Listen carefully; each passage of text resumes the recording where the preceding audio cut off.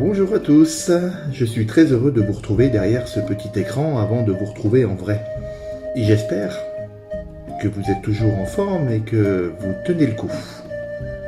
Il faut s'accrocher, il faut être courageux, mais on est bientôt au 11 mai. Le mois de mai approche, et avec le mois de mai, le mois de Marie. Et nos équipes de rosaire que nous avons sur la paroisse vont vous proposer la méditation d'un chapelet un vendredi après-midi, début mai. Priez le chapelet. Tiens, en voilà une idée. Alors peut-être que certains parmi vous ne sont pas très à l'aise avec la prière du chapelet ou même ne connaissent pas le chapelet, et puis d'autres connaissent un petit peu mieux. Alors je me suis dit pourquoi pas faire un petit parcours de 3 vidéos pour présenter ce qu'est le chapelet, la prière du chapelet, d'où ça vient, et puis comment on peut rentrer un peu dans la méditation du chapelet. Vous êtes d'accord ? Bon, ça m'arrange, comme ça j'aurai pas travaillé en vain. Alors le chapelet, vous voyez, c'est un joli objet qui est constitué d'une cordelette ou d'une petite chaîne sur laquelle on a disposé des petites billes qui sont aussi appelées des perles, mais pas disposées n'importe comment, disposées dans un ordre bien précis. Et vous voyez qu'il y a même une croix qui figure au bout du chapelet. Mais alors, s'il y a une croix, c'est certainement plus qu'un objet. Et en effet, le chapelet est bien plus que ça. Pour moi, le chapelet, c'est un voyage au cœur même de la vie de Jésus avec Marie. Et ce voyage, qui nous ouvre à la prière, nous permet de faire l'expérience incroyable de la présence de Dieu aujourd'hui et maintenant dans notre vie. Mais avant d'embarquer pour ce beau voyage, je vous propose de faire un petit tour aux côtés de l'histoire et de l'origine du chapelet. Vous êtes prêts à plonger avec moi ? Alors c'est parti. Peut-être qu'avant de regarder l'origine du mot chapelet, il faut remonter jusqu'à la croix de Jésus, jusqu'au pied de la croix. Dans l'évangile de Saint Jean, au chapitre 19, au moment où Jésus s'adresse à sa mère. Jésus, voyant sa mère et auprès d'elle le disciple qu'il aimait, dit à sa mère « Femme, voici ton fils ». Ensuite il dit au disciple « Voilà ta mère ». À partir de ce moment, le disciple l'a pris chez lui. Jésus confie Marie à l'Église naissante et nous la retrouvons quelques jours plus tard au Cénacle, dans les Actes des Apôtres au 1er chapitre.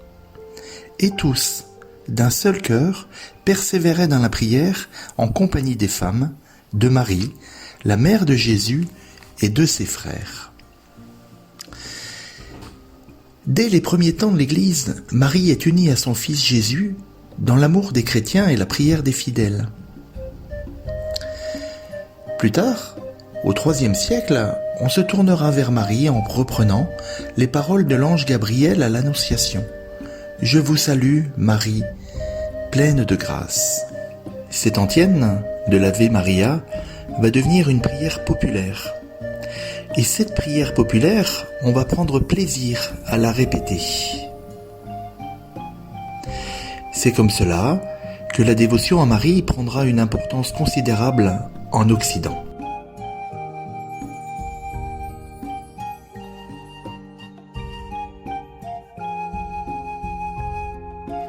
Le mot chapelet tire son origine d'un vieux mot français, chapelle, qui signifiait chapeau. Lors de certaines fêtes ou de célébrations importantes, la coutume voulait que l'on se coiffe d'un chapeau de fleurs tressées les unes aux autres, comme une couronne. On peut retrouver encore des représentations picturales ou des tableaux qui nous montrent des jeunes filles coiffées de la sorte. Mais c'est au XIVe siècle qu'on a commencé à disposer des couronnes de roses sur les statues de la Vierge, à l'image des jeunes filles de cette époque.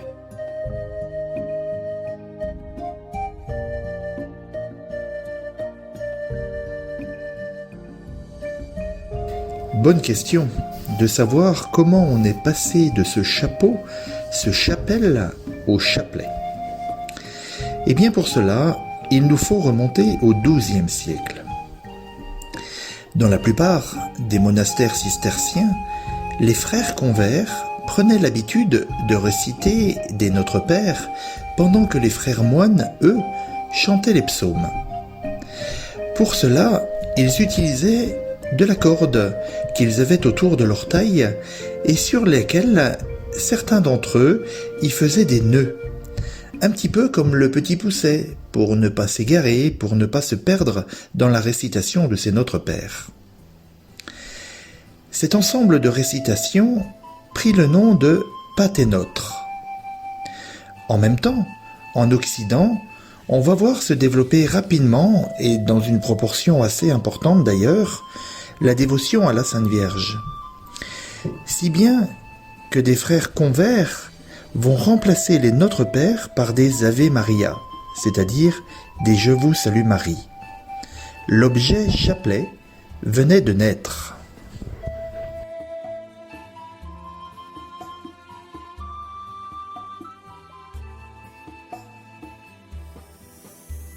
Si le chapelet venait de naître à la taille des frères convers, il n'avait pas encore pris le nom de chapelet. Pour cela, il faut que nous allions voir du côté de Saint Dominique, et que nous allions jusqu'au XIIIe siècle.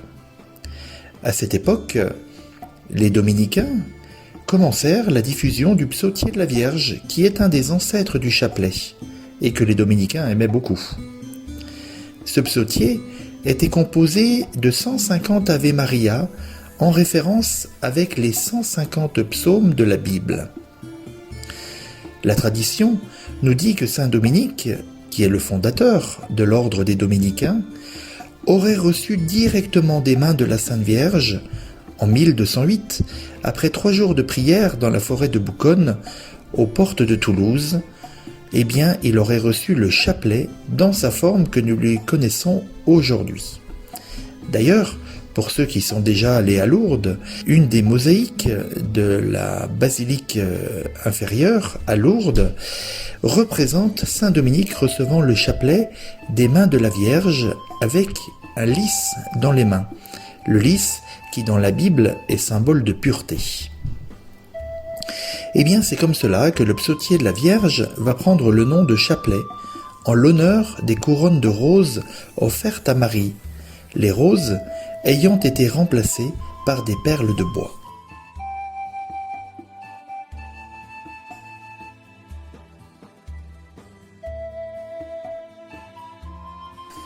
La prière du chapelet ne saurait être complète sans y inclure la méditation de la vie du Christ.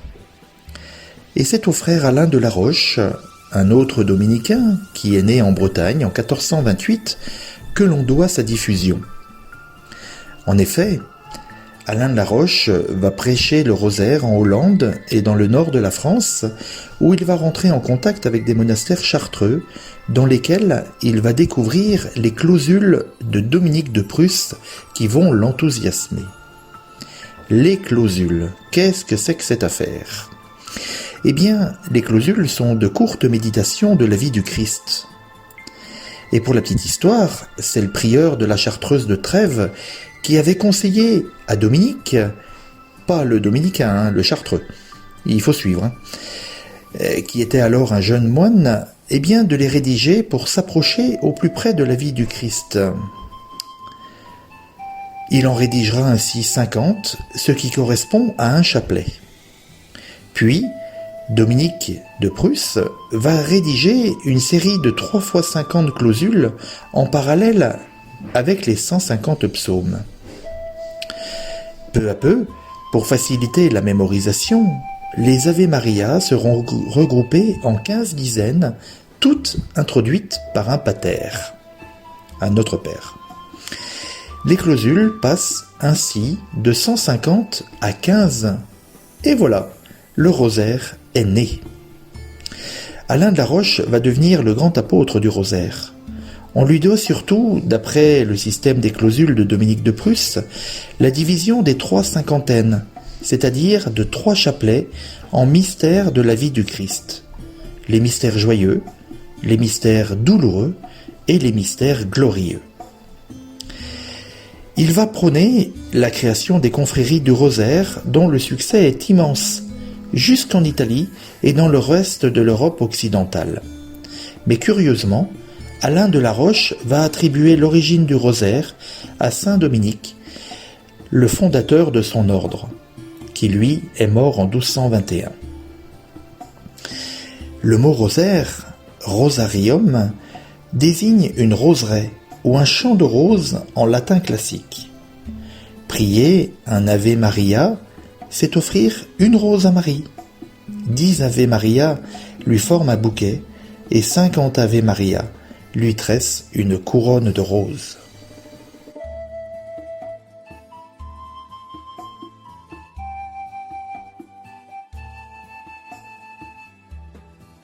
Par le frère Alain de la Roche, le rosaire va acquérir sa forme définitive et la création des confréries du rosaire va travailler à répandre sa pratique. Il fit surtout des milliers de dévots au rosaire de Notre-Dame, une armée dont les membres s'unissaient par un lien spirituel. Cette armée, confiée au fils spirituel de saint Dominique, allait obtenir par le rosaire de nombreuses grâces et un événement allait révéler sa puissance pour le bien de la chrétienté. C'est la célèbre victoire de Lépante sur la flotte turque le 7 octobre 1571. D'ailleurs, ce 7 octobre était le premier dimanche du mois. Saint Pie V va voir dans cette victoire inespérée un miracle de Notre-Dame obtenu par la prière du rosaire et va instituer en action de grâce au premier dimanche d'octobre la fête de Notre-Dame de la Victoire, qui aujourd'hui s'appelle Notre-Dame du Rosaire. Il faut évoquer aussi l'action de Saint Louis-Marie Grignon de Montfort. Il va renouveler la foi et l'espérance des chrétiens de l'ouest de la France en leur communiquant son amour du rosaire. Au XIXe et au XXe siècle, après la tourmente révolutionnaire, le rosaire va connaître un renouveau, encouragé par la voix des papes et surtout par Notre-Dame elle-même. D'abord à Lourdes, elle va apprendre à Bernadette à réciter son chapelet. Elle se présente à Fatima comme Notre-Dame du Rosaire et montre aux 3 pastoureaux, en 3 visions, les mystères joyeux, douloureux et glorieux. À chacune des 6 apparitions, et toujours dans les mêmes termes, elle demande « Récitez le chapelet tous les jours ». Le chapelet, dira sœur Lucie, est pour la grande partie des âmes qui vivent dans le monde comme le pain spirituel de chaque jour. Au XXe siècle, saint Jean-Paul II va inciter tout le peuple chrétien à plonger dans les grâces de la prière du chapelet à travers sa lettre encyclique Rosarium Virginis Mariae. Il nous rappelle que la prière du rosaire a un caractère profondément christologique, c'est-à-dire que Jésus en est le centre, et que le prier est un bien utile pour l'Église tout entière.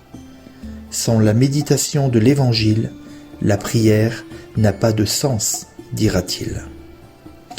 À cette occasion, saint Jean-Paul II va donner à l'Église une 4e série de mystères, les mystères lumineux qui viennent rejoindre les autres mystères.